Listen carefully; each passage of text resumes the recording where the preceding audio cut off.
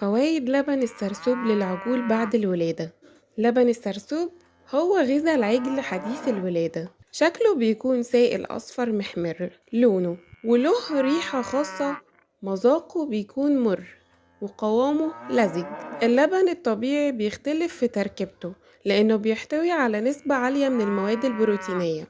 لبن السرسوب أكتر غذاء بيحتاجه العجل حديث الولادة، لأنه بيحتوي على مواد بتعزز مناعته، وكمان بيحميه من الالتهابات والأمراض التنفسية والمعوية. بيحتوي لبن السرسوب على مواد غذائية سهلة الهضم، وكمان فيه فيتامين A ومعادن مفيدة للنمو.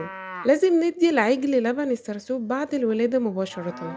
لو حصل مشكلة تمنع رضاعة العجل من الأم بعد الولادة، ممكن نعوضه بلبن من أم تانية ولدت معاها في نفس الوقت، أو من مدة ما تزيدش عن 3 أيام. ممكن كمان تحتفظ بكمية من لبن السرسوب للطوارئ.